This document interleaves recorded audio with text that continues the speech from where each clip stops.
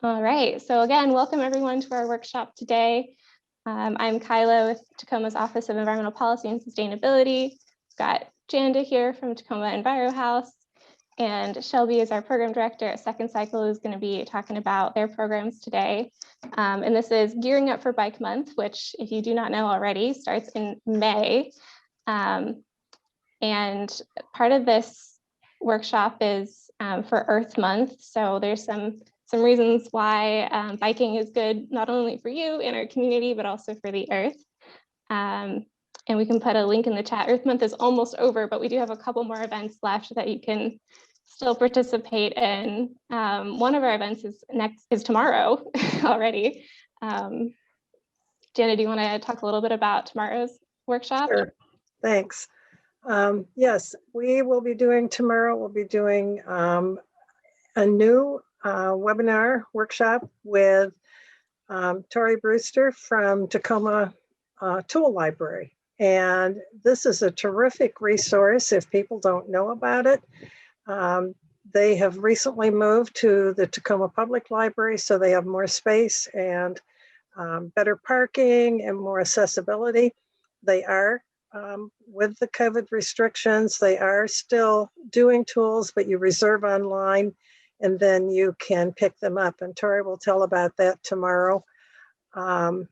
It's a really wonderful opportunity for people that don't have a lot of tools or a lot of money to buy tools. So encourage you to check that out, 10:30 tomorrow, and you can still register for that even after it started. And then very quickly through the rest of May, on the 8th, we will be doing one with Hal Ming again on preserving fresh food by freezing. We will be doing the soil health and climate change with Dan Coram that we did last month. We'll be repeating that. That's on Wednesday the 12th, and then native plants for Northwest Pacific Territories on May 15th, and concluding the month with how to grow herbs and use and preserve May 22nd. Those last three are all on Saturdays. So you can find out where to enroll for that if you probably know, those of you that are listening because you got this one, but we will put that in the chat so you can pick that up. So yeah. Thanks. Great, thank you so much. Do you want me to introduce Tori or not Tori? She's tomorrow. You go ahead and I will get off. All right. We're going to pass it over to Shelby in just a minute to talk about Second Cycle and the work they're doing. But I just wanted to start just really briefly about why we did this workshop for Earth Month. And maybe it's very obvious, but active transportation like biking and walking is a huge way that we can reduce our carbon emissions and improve our environmental quality here in Tacoma, both for our own air quality and human health, and also for the health of our environment. So the more you walk and bike and the less you drive, the better it is for our planet and for people in our community. It's also great just for your own health. So this whole week, we're talking about community sustainability, and doing more biking is one way that you can improve your own health, help your neighbors out so they don't have to breathe in as much air pollution, and then also do something great for our whole ecosystem in reducing your carbon emissions. So Shelby is our program director at Second Cycle, and I'll let you talk a little bit about what you do and let me know when you want me to bring up your slides. All right, yeah, we can go ahead and start with the first slide. That way we've got some visual of the space.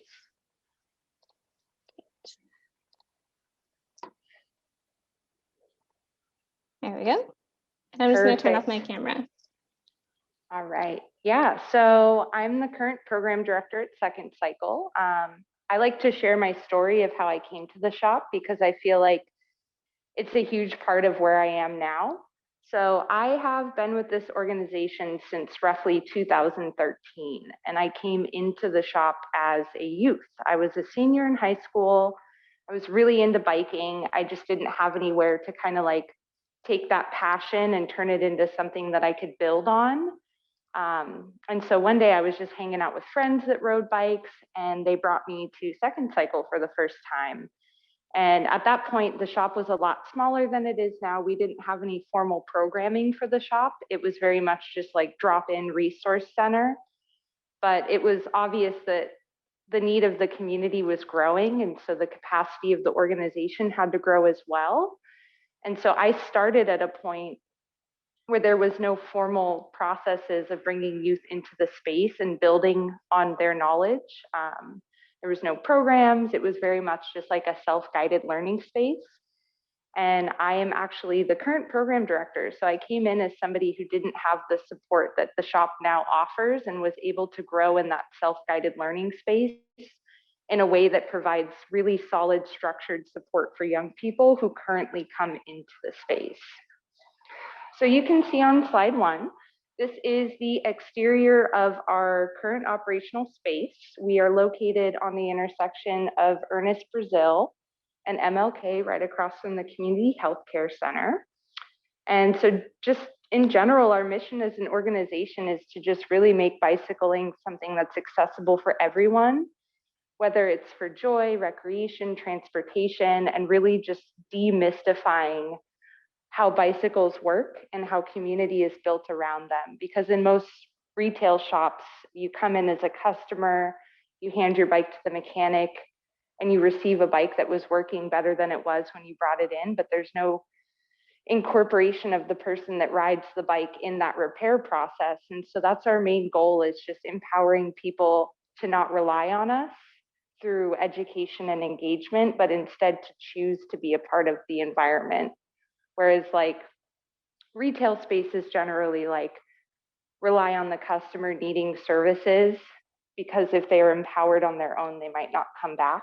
So building community around empowerment is really huge for us. And I'm comfortable with us going to the next slide.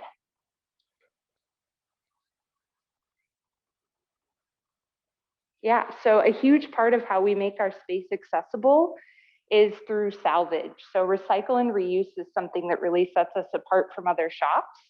We take in donations, and we're a 501c3 organization. So we're a nonprofit, which means anything that you contribute to the organization, whether it's physical resources, monetary donations, we can offer tax receipt credits for such things.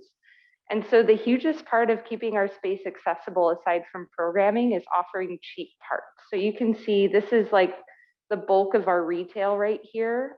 Everything in those bins is $5.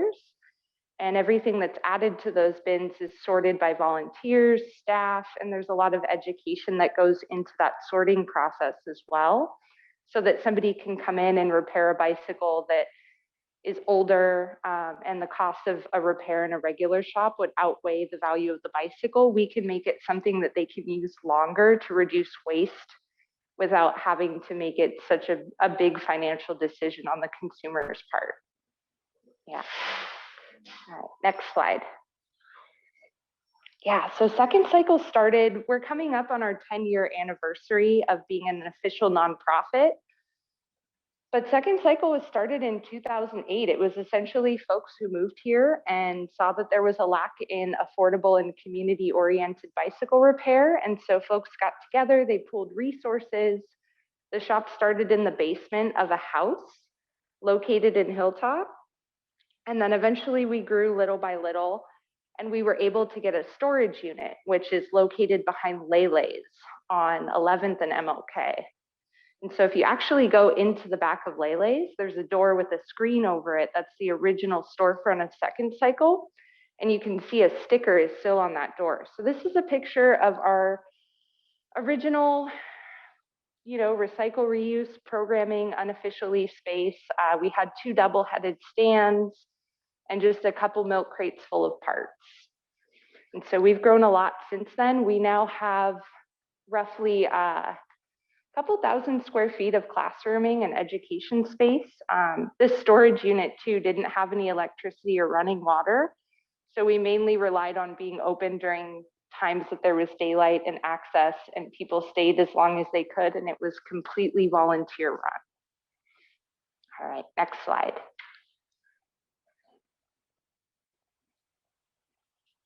Yeah, so as we grew and we expanded and were able to offer more programs, we were able to take on staff to facilitate those programs, which is a huge part of keeping them running.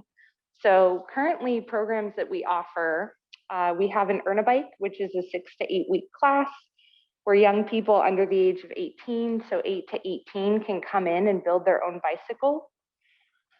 And then we do a camp, which is centered around safe riding skills. So how do young people empower themselves in a way where they can use a bicycle as a way to get to recreational access points, school, appointments, kind of take agency over moving their bodies and having transportation. So we supply all of the safe riding skills needed. We explore parks. We actually just had our first camp since COVID for spring break. We were able to offer it at no cost through a partnership with Safe Routes to School. And so we visited about 8 different parks with a group of 8 to 12-year-old students. And it's a lot of fun. It's like showing folks that you can ride a bicycle and it's not as difficult as it may seem, and teaching people how to do that consistently, even through inclement weather in Washington. Yeah, and we have a diversion probation program we offer. So it's an alternative to keep youth who are at an entry point in the juvenile justice system and divert them away from the justice system. Instead, they do field trips with us. They engage in community recreation opportunities, trail building. We ride bikes. They get to learn how to work on bikes. And any student that takes one of those classes can come back and do any of the other classes we offer at no cost. We have a leadership program for youth as well, where they can come in and plan events for the city, for Bike Month. Our leadership students accept the proclamation for Bike Month every year. They design swag for the shop. So just like taking those skills that they've learned and extending them in a way where they're hosting the events and the opportunities that were the entry point into the space. As far as adult programs, we've got an adult bike giveaway program. So anyone that comes into the space can apply to receive a bicycle, and they will. It's no barrier. The only thing you have to do is fill out a form and reside in a Tacoma or Pierce County zip code. We do a women, trans, femme, non-binary night that offers group rides as well as bicycle repair. We have a BIPOC night hosted by POC staff, very similar to the WTF night, just kind of an access point for folks who have been marginalized by the bicycle community. We have an open shop program where you can drop in and learn how to work on your own bike. During COVID, it's operating more of an appointment-based system. And then we also have a volunteer program where you can come in and learn how to work on your own bike. All right, next slide. Yeah, so you can see this photo was from a volunteer night that we had where we built up bikes for the Major Taylor Project, which is a nonprofit organization under the umbrella of Cascade Bicycle Club, which aims to incorporate youth of color into the cycling community as a way to combat the racism and marginalization that people of color experience in the cycling community. Yeah, so everything we do is either sliding scale. If folks express the inability to pay, we don't require any sort of income verification, housing verification. We just make sure that people have access. All right, next slide.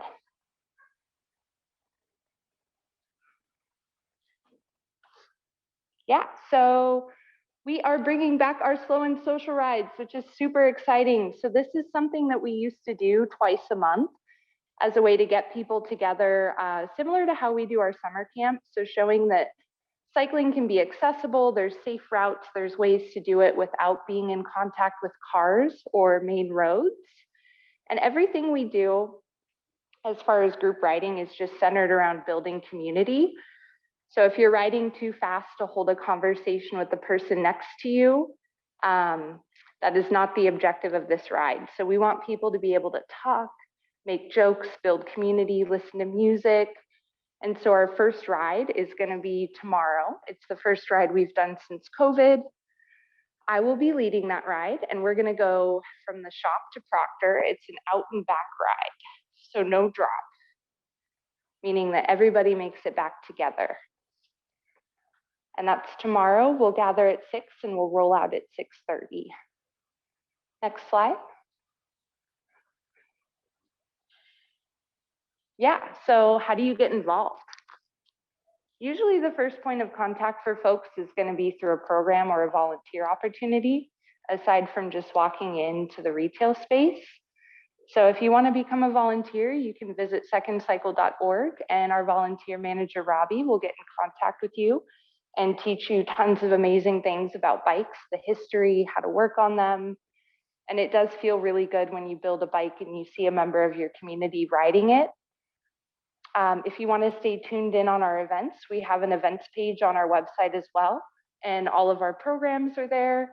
We also have a newsletter we send out monthly, so that'll be going out actually in a couple hours.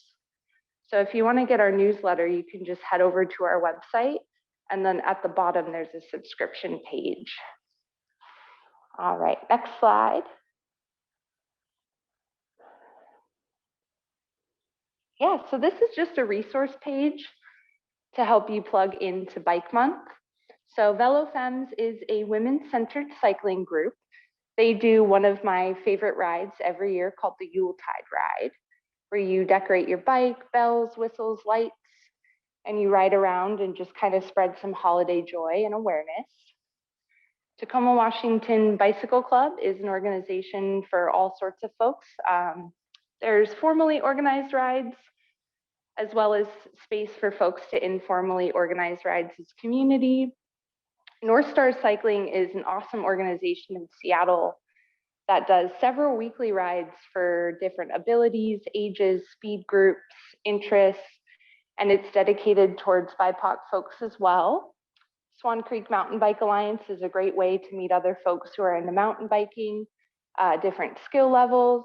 Downtown on the Go is an awesome organization that does a lot of events centered around active transportation and building neighborhoods and communities that are walkable and bikeable.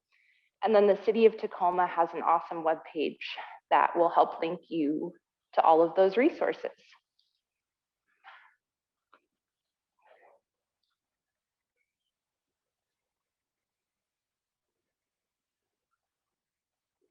Yeah, thank you. That was a lot of words.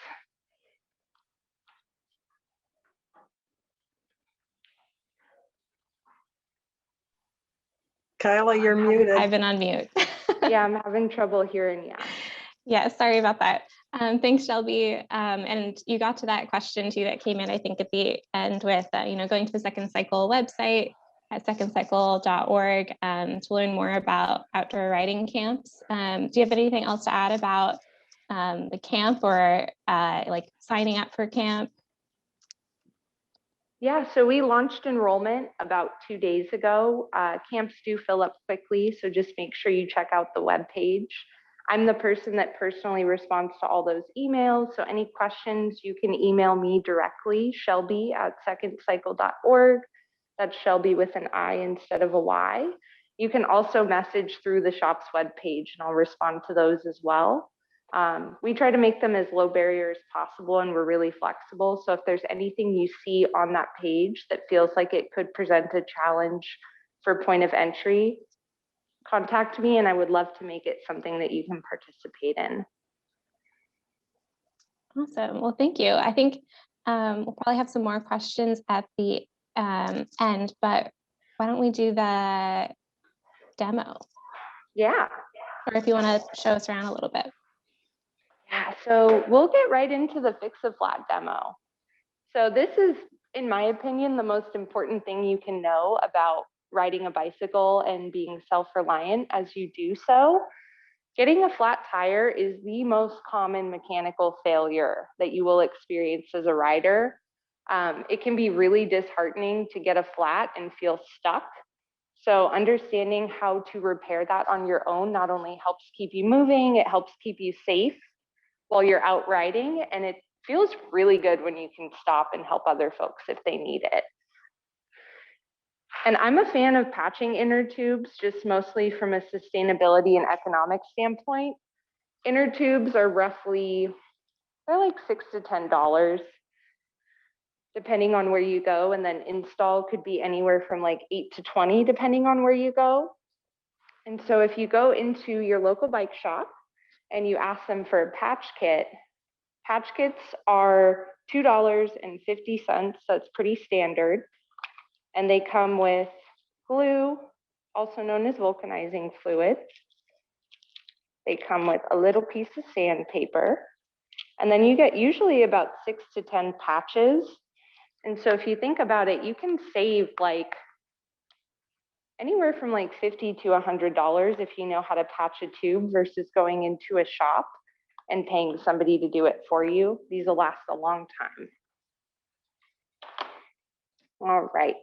And so I won't be demonstrating how to remove a wheel from the bicycle, just because there's so many different ways that wheels go on and off of bicycles that I wouldn't want to add something that could be confusing for folks at home. So if you see this and you have questions specific about like, how do I do this with my bike at home? You can email me. You can also come into the shop and we would be happy to do a demonstration for you. Yeah, so step one, you are on the road and you are flat.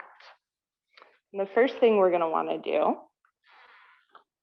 is grab a set of tire levers. So my preferred brand of tire lever is made by Pedro's. Pedro's come with a lifetime guarantee. They also give you a fun sticker every time you buy them. And they are some of the most durable tire levers I have ever used. So as a community bike shop, on an average day, we have anywhere from like 10 to 20 people come in and learn how to work on their own bikes. And these are built to be used by community. And so if you buy a pair of these, they will last you almost your entire life. So Pedro's tire levers have two sides to them. They have a curved side, and then they also have a side with an arrow.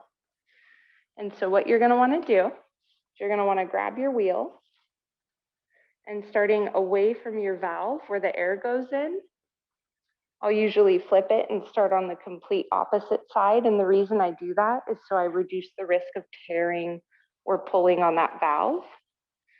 I'm gonna peel the tire back until I see a little bit of the bead, which is a metal piece that's embedded in the tire that actually hooks into the side of the rim as you inflate it. So I'm gonna peel that back, curved side, facing me, so the scoop is up like this. And I'm gonna grab that tire bead and then just slowly start pulling it around. And so once I've got that one half of the tire off, you should be able to pull up, and then you'll have a gap. And you can pull right down. And so sometimes you'll have, ooh, this is a great example. You'll have rubber on rubber inside of the wheel, and they might get a little stuck, so don't feel hesitant to pull. And so we've got our valve exposed right here. And then on the inside of the wheel, we've got what's called a little rim strip. And so each of these spokes that holds tension on the wheel and helps keep it round and spinning actually extends to the inside here. And you can see right here, this part that the spoke threads into is called a spoke nipple. And they can be pretty sharp, and they can also apply pressure on the tube. And so this little rubber rim strip just kind of helps keep everything protected. But sometimes when you have rubber on rubber and there's friction and it's hot out, they'll get a little stuck. So just don't be afraid to pull them apart. All right, so next step is I'm gonna kind of peel the tire away like this. And I'm gonna pull the inner tube out of the tire. I'm gonna take it all the way out, set my tire on the ground.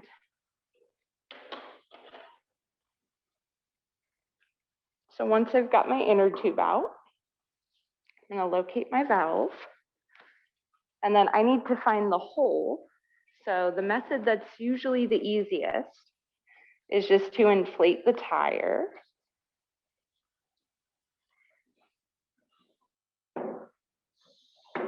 I'm gonna make it a little larger than I think it would normally be inside, or inflate the tube, excuse me. I'm gonna make it a little bit larger than it would normally be inside of the tire.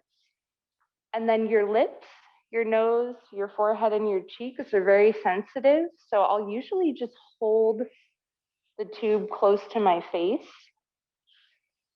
And once I feel that air hit my face, which I found it, I'm going to put my finger right over that hole.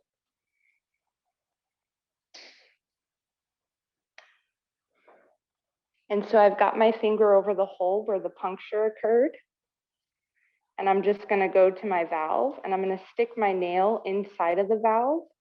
You can also use an edge of the tire lever. And what we're trying to contact is that little pin that's inside of there. And so I'm just pushing it and you can hear the air will just come right out. And so I only wanted the air in there as a way to find the hole.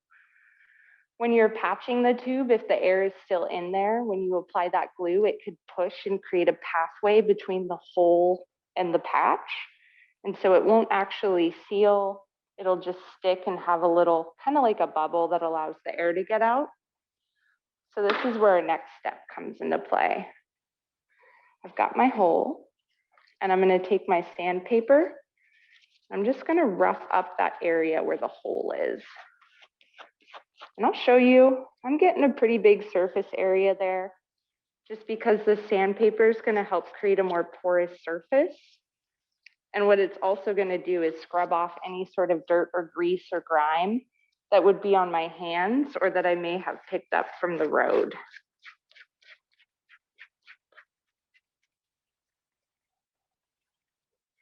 All right. So my next step is I'm going to grab vulcanizing fluid. So what vulcanizing fluid does is it creates a chemical reaction between the two rubbers and it causes them to melt just enough to where they become bondable to each other. So I'm going to put vulcanizing fluid directly on this tube. And I want to be pretty generous with the size, like the surface area that I'm putting the fluid on, but not the amount.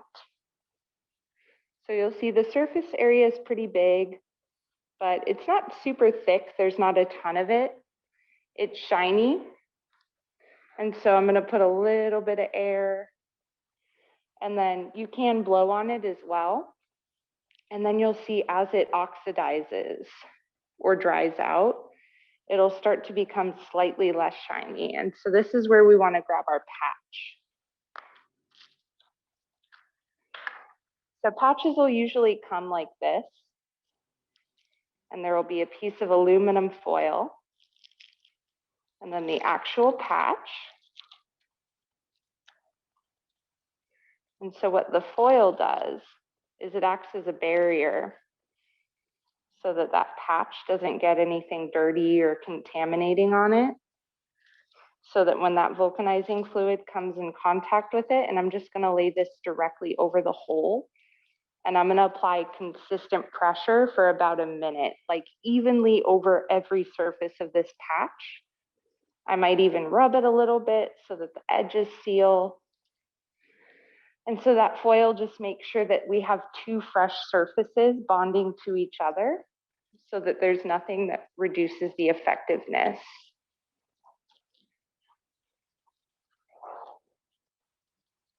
This is actually my favorite lesson to teach to young folks because it gives us kind of a minute where there's no like direct expected outcome or interaction. So it's a good opportunity if you're ever teaching a class or if you have kids in your neighborhood, it like gives you a minute to really connect with people. And like you can ask them questions. It gives space for them to ask questions if they need you to clarify anything you did before. I'm just applying consistent pressure. And so while I do this, I can tell you the couple different types of flats, unless you had a question that you wanted to ask. Yeah, well, I was just thinking maybe we could do that. We could do one more poll question about, we wanted to ask folks if they've been to second cycle before or if you've attended a second cycle event. So I'll put that poll question up and then Shelby, you can talk a little about flats. Perfect.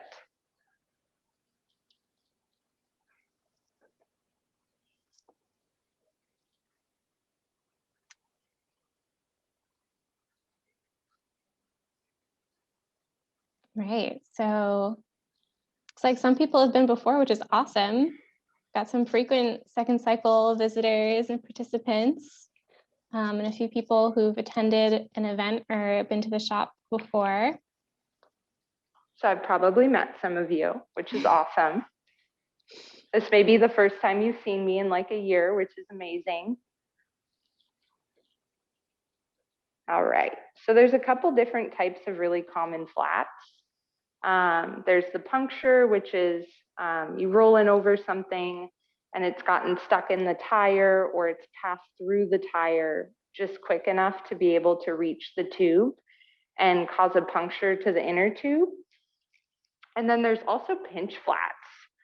So it's really important. Usually I do it like every other ride. I'll just check the tire pressure, and I'll kind of explain at the end how you can find your tire pressure.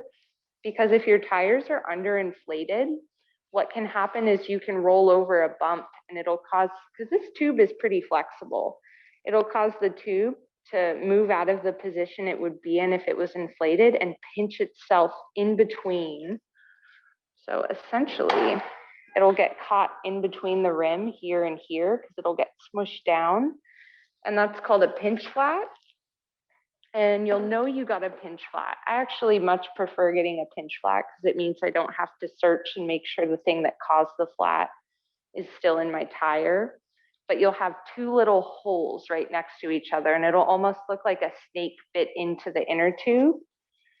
And so that's how you determine. Yeah. So I think this patch is dry enough. Some folks will tell you to peel off this little plastic layer. I tend to leave it on because I have a hesitancy that if I pull it off, it could peel the patch off, which has only happened a couple times, but that's enough for me to just kind of eliminate that step. So there's no harm in leaving that on there. And so let's say I did get a puncture, meaning that something actually caused the flat, something I rolled over and came in contact with. What I'm going to do is put my fingers on the inside of the tire, and really carefully, because there is something sharp in there if it caused a flat. I'm going to really carefully run my fingers through.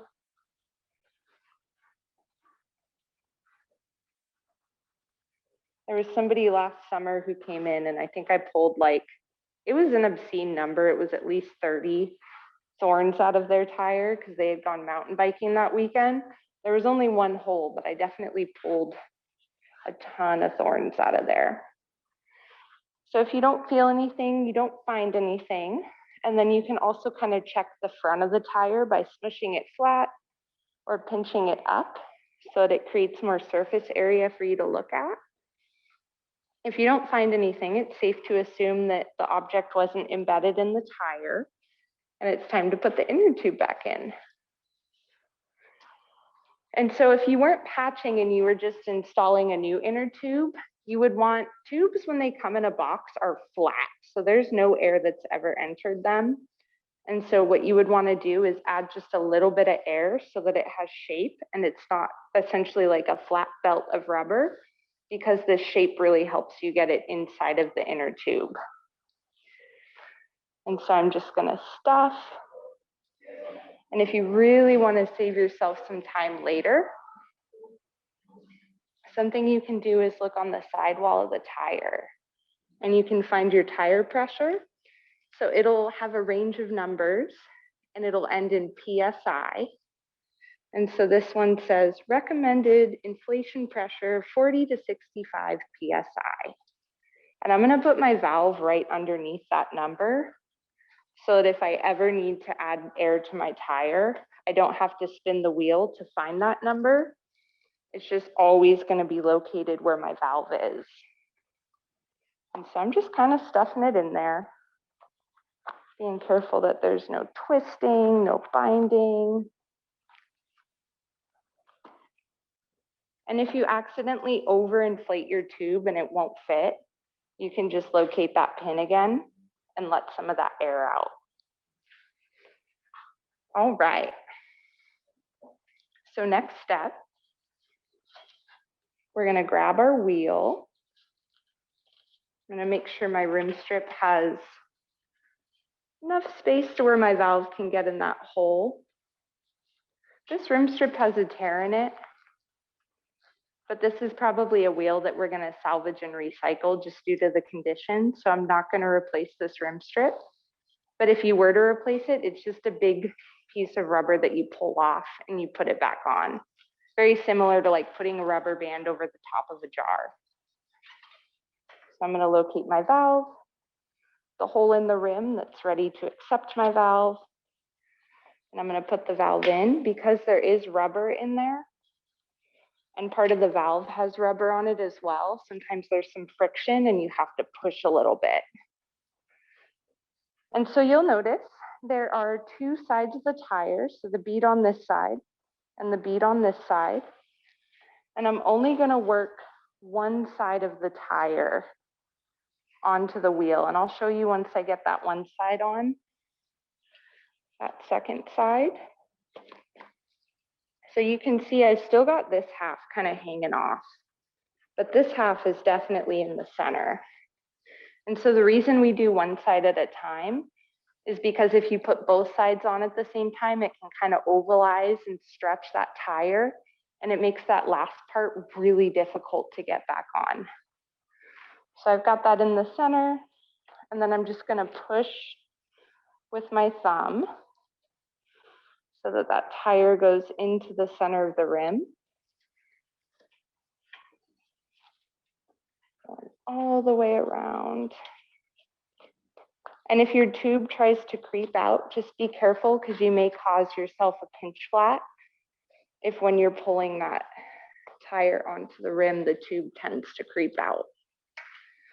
So if you ride a road bike or you have a higher thread count tire, just something that's a little bit more dense, it may be difficult to get this last little bit on. And some mechanics will frown upon this because it's really easy to give yourself a pinch flat if you're not experienced. But it's something that I think is useful for folks with smaller hands or people who don't have as much experience. You're gonna flip the lever so that that curved part is facing inwards, and you're gonna slide it onto the rim, making sure you didn't get the tube underneath. And you're just gonna pull up, and it's gonna pop that right into the rim. All right. So I've got everything in there. I'm pulling my valve down so I have enough of it to put my pump back on. I've set it up in a way where my pressure is right above my valve. And now I'm just gonna inflate it to the recommended pressure. I do encourage folks to get a pump that has a gauge on it because it'll just help you preserve the life of your tires. Tires that are underinflated or sit completely uninflated for a long time will tend to crease. So when a tire is sitting flat on the ground, it's uninflated, it'll fold like this. And then this area will get a crease in it. So we want to avoid that, and we want to avoid pinch flats. All right. So I'm going to set my pump. I'm going to flip my little lever. All pumps are a little bit different, but most of the time there will be a lever that you flip away from the part that's giving and receiving air. And then we're just going to inflate it to the recommended pressure. And for demonstration's sake, I may do a little bit less.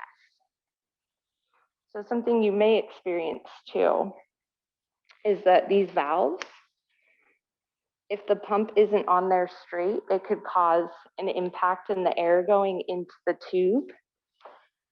So if you're pumping and you're getting a lot of resistance and you don't feel like air is going in, just loosen that pump and then readjust it and make sure it's on there nice and centered.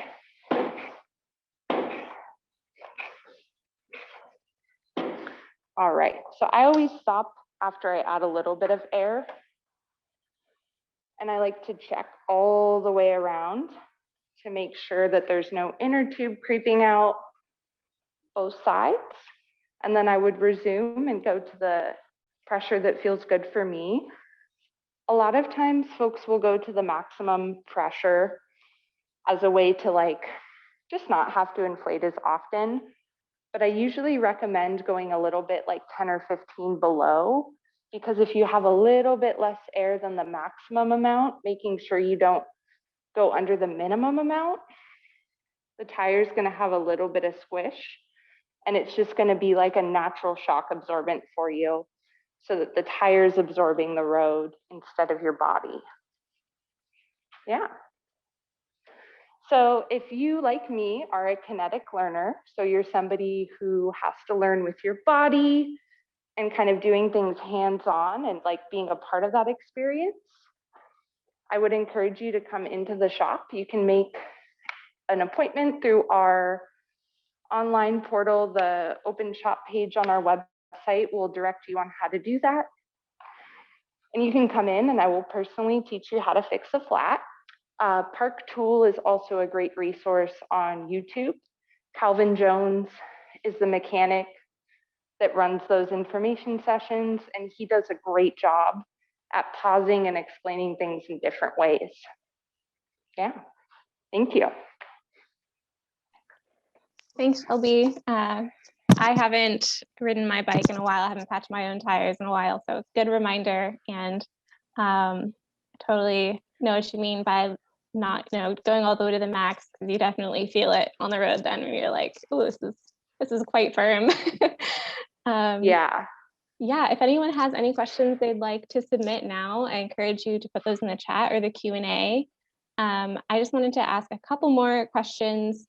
First of all, I hope everyone feels prepared for Bike Month now. If you've got an old bike that needs to be dusted off and made ready for May Bike Week or Bike Month, then I hope this is helpful too for checking your tires that are probably flat if they've been laying around for a while. And also knowing that you can go to Second Cycle to get help with your bike at any time. So just real quick, I'd love to know if you're planning to attend the Tacoma Bike Month event already. So that question is up now. And Shelby shared this earlier, but there is a great page on the City of Tacoma website for Bike Month, and that's just cityoftacoma.org/bike month will take you there, and it has a list. I checked it today. There's already a bunch of events listed up there. And then of course, Shelby's got the ride going on tomorrow to kick off Bike Month that if you've got your bike all ready to go, you should check out. And we have a couple more events coming up soon too, right? Yeah. So on the 8th, we've got a Bike and Seek event. So this is actually something I hosted last year as a way to just give people something to engage with during COVID. So on the 8th of May, we'll have our Bike and Seek event, which is essentially a scavenger hunt. So you will have to follow us on social media to be able to participate. And what we're going to do is we're going to hide prizes in 5 different locations in Tacoma, and they'll be pretty spread out to make sure that folks have access in different neighborhoods. And at 1 o'clock, I'm going to get on our story on Instagram and Facebook, and I'm going to share picture clues of different places that we've hidden the prizes. So for example, last year, the grocery store Tacoma Boys was one of the locations, and they have these like iconic, massive ceramic pots that have just always been outside. Like since my childhood, I remember seeing these ceramic pots. So one of the clues was just a picture of the prize inside the ceramic pot, and a ton of people knew right away and were like, oh my gosh, it's Tacoma Boys, the pots. And so we'll share photos in a similar fashion. And then it's essentially whoever gets there first gets the prize. And there's instructions on the prize for how to share and let folks know you found it, and we'll reshare it on our story. There is a bonus prize this year, which is a really beautiful, I'll actually grab it quickly for you. It's a really beautiful Ortlieb backpack. It's brand new. It's waterproof. My favorite feature is that it's got padding in the back so that you can stay comfortable while you ride. So this is actually a bonus clue. If you donate $15 to the shop through the link that's in our Facebook page, you get to access this bonus clue, and I will personally email you the clue at 1 o'clock. And it comes with a ton of really cool prizes too. So there's disco lights, bike lights, compass, some things that'll help you perform the task that I taught you today. The other prize bundles are really cool too. And then we've got, we do a women, trans, femme, non-binary night at the shop. So we're gonna do a women, trans, femme, non-binary pipeline exploration ride. So the pipeline trail in East Tacoma has just completed phase 3. Council member Ushka will be there. So if you live in East Side, it's a good opportunity to meet your council representative. She'll make a little bit of a speech, introduce herself at the beginning, and then we are just gonna cruise. We're gonna have a great time. And then on the 29th, we're doing Bike Anywhere Day. So essentially all you have to do is ride your bike anywhere, stop by the shop.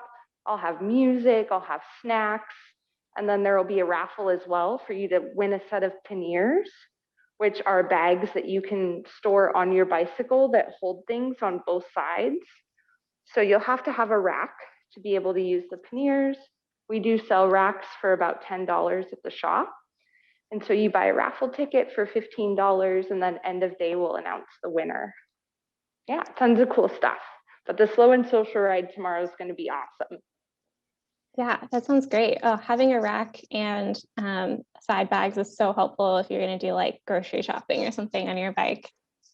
Yes, I have never owned a car. I only bike commute, and I've got a little dog. So if you've ever seen a lady riding a bike with a white dog on it, that is me. And so it helps me be able to bring him and also carry other things with us. Nice. Yeah.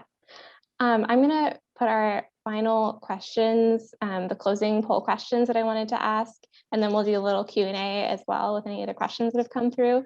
But these are just a reflection of those poll questions we asked at the beginning. So I'd love to know now, having attended this workshop, how confident do you feel in your knowledge of bike resources and maintenance repair?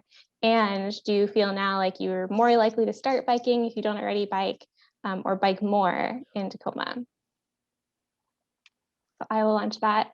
You guys can all fill that in. Yeah, so you mentioned a couple of things during your presentation that I was hoping we could maybe get some extra tips on. I remember when I used to bike as a kid in my neighborhood. It's very suburban. And the first time I moved to a city and started biking, I felt really lost in like the rules of the road. Do you have tips for like, what are the most important things to remember for biking in an urban setting? Yeah, I would say the most important thing to know is that you are 100% within your rights to be on the road. So I feel like there's a lot of misinformation with like who's able to access the road and use it. If you are on a bike, the road is for you. And so City of Tacoma has a really great, it's actually a Pierce County map, but I'm pretty sure it's produced by City of Tacoma. It's a bike map, and it was created by folks who work for the city and ride in the community to recommend different thoroughfares that you can use. And the streets are color coded to reflect traffic density. So the red roads on the map are definitely like 38th Street, 72nd Street, riding on Pacific Avenue, things like that. Whereas roads that are yellow would be like MLK, maybe 6th Ave, kind of like mid-density, and then green is like thoroughfares, like taking 8th Street. So if you take 8th from MLK, you can pretty much get all the way to UPS if you just use 8th Street. And it's kind of like a side road thoroughfare for bicycles, and that would be green on the map. And that would be South 8th, not North 8th. Yeah, that's great to know. I've actually, I did look at that once when I was trying to bike from downtown back to 6th Ave, and I did take 8th part of the way. It was definitely a nicer ride than going all the way down on the 6th. Yeah, and I would say if you move to a new city, find the community bike shop in that city. If you live in Tacoma or have just moved here, come into the shop. We all use bicycles as transportation. Half of the folks that work here have grown up in Tacoma. So we're a great resource, and we genuinely get excited. Like we will nerd out and like write down our route, like step by step for you. Great, yeah. You also mentioned, riding in inclement weather, which we have a lot of here. Do you have tips for commuting by bike, or, how to get around when it's not so nice outside? Yeah, so the first thing is just accept that this is not a fashion move. So fenders are going to be really helpful. Trying to look around. I actually walked into work today. I'm blessed enough to live close to work, and we don't have a bike in the room that has fenders, so I can physically show you. But if you've ever seen a bike that has a plastic or metal covering that goes around the wheel, or maybe something that sticks straight out under the seat that goes back, that would either be a rack or a fender, but fenders help keep water off of your back and your feet while you're riding so that you can stay dry. Rain pants are awesome. Playback Sports in Tacoma sells rain pants. We also have Courtney, who's in the room with me, who is opening a consignment shop in Tacoma that's going to sell. You want to come on and kind of wave at folks and tell them your business? Courtney sells used sports equipment on consignment. Do you want to tell them your business? If you go to the Second Cycle page, you can message us and we'll share Courtney's business. So just finding rain pants, so waterproof pants, waterproof jacket. I usually recommend finding something that's bright because when the weather's inclement, visibility is reduced. So make yourself as loud and visible as possible. And it's just going to be like a baggie. It's going to be warm. You're going to sweat. So know that the clothes you wear underneath the rain clothes don't need to be necessarily like warm and layered, because as you move, you will heat up. And the biggest analogy I can give, and I say this all the time, is that riding a bike when it's cold out is like getting in a swimming pool when it's hot. Like as soon as you jump in, it's like a shock to the system. But once you move your body, even just after 5 minutes, you're good. And always stop by, call us if you have questions or need resources. Yeah, I've definitely made that mistake of biking in the winter and wearing my sweaters underneath my rain jacket and then immediately being way too sweaty. Yeah. Yeah, okay. We have one more question that came in from one of our attendees. Does the city have resources for sharing concerns about dangerous intersections for cyclists? Yes. So you can download, there's an app called 311. And if you just Google Tacoma 311, it's an app that it's essentially like a public safety app. And so my coworker, Matt, he is a very like strong-hearted advocate for reporting potholes in Tacoma, or if a tree has overgrown and decreased visibility so that you can't see yield signs, or cars that could be coming can't see yield signs. So the Tacoma 311 app, and it's just 311, so numeric, it's not spelled out, is awesome. And it'll let you just like really let the city know that like, hey, this bike lane is faded and people can't see it, or people are consistently putting their recycling and their garbage in the bike lane, and they do respond. We've used this app and they will respond to you. Thanks. Yeah, I think also if you have more, if you're like looking for advice, or if you have other questions about biking in the city, you can always reach out to our folks at transportation who work on biking things. And so if you go to that bike month page, you can find contact information there too for our city offices that can help with things like that too. But 311 is great. And you can also call 311 and speak to someone and make your complaints that way too. Yeah, Liz Castor, the active transportation coordinator in Tacoma, is amazing. We love her so much. And so if you ever need resources, you can find her through the city's website as well, and she'll direct you to something that'll be perfect for you. Yeah, and I guess if anyone has lingering questions after that, you want to get in touch with us about, you can email the EnviroHouse, or you can email Tacoma Sustainability, and we can connect you with folks like Liz Castor, active transportation, or share any additional resources. But definitely check out Second Cycle. The website and Facebook page is great for events too. Do you also have an Instagram? Do you also have a Twitter? Yes, and we have a TikTok. So if you're on TikTok, follow us. We're still pretty new on there, but our content is hilarious. Awesome. That sounds like fun. All right. Well, thanks so much, Shelby. This has been great. I'm so excited. The weather is nice. I know it was bad this morning, but it's so nice now. It's perfect for a bike ride. I have to get back out on my bike. Yeah, thank you for having me. I'm excited to be here. And if you have any questions, just come in, and I'm here every day. We're open, and I'm happy to be a resource. All right. Well, thanks everyone. This is the end now. So I'm going to stop the recording in just a minute. But again, thanks so much for coming, and check out the EnviroHouse webpage for upcoming workshops. We also have our YouTube channel, or the city YouTube channel, that has a playlist of all past EnviroHouse webinars that have been recorded that you can go back and watch things that have happened before. And you can see that list of past workshops and get the links to the videos at cityoftacoma.org/workshops. Let me throw in before you get off that they can register, folks can register for the webinar tomorrow on Tacoma Tool Library. And if you can't get in right at 10:30, you can register at any point in time and still get into it and be able to get all the resources. So hope you can Join us tomorrow morning. We'll be back talking about Tacoma Tool Library. Okay, thanks. Thanks, everyone.